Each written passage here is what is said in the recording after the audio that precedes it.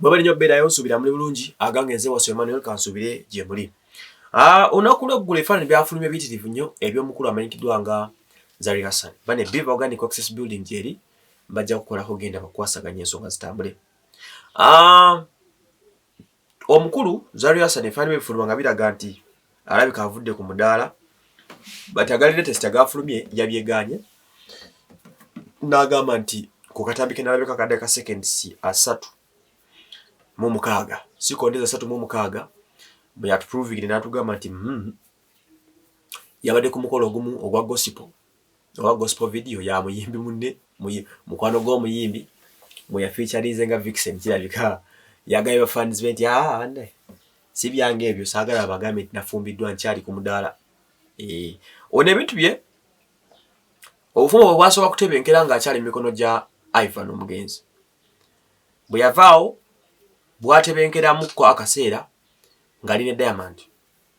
but okuba lyava mu mikono gya Diamond Platinum okutuuka olwaleero taddanga mu kutebenkera awo tuze tuwulira abasajja awo bayitirivu nnyo ku layini mpaka abadde akyali recent twawulira Black Stallion erinnya lye bamutuuma ebambalasi nga nzirugavu gwe twasemba okuwulira kikati yakiri mu mitambo naye nga naye tebamwanjulanga mu public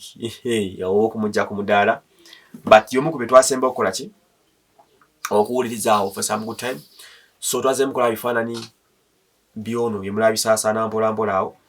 nga biraga nti ali ku mukolo gw'okukyala n'okusigalidde okugwebite bibe byabuutikiddwamu ke bya rape kuba rape yada trending ku weekend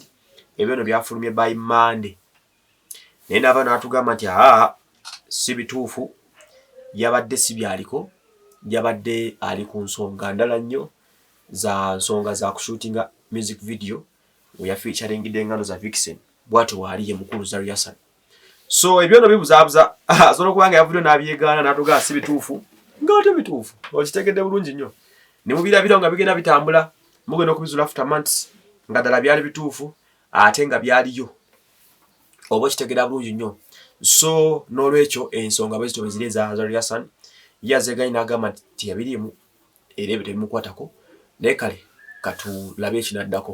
gye bigenda mu maaso nze waso Emmanuel.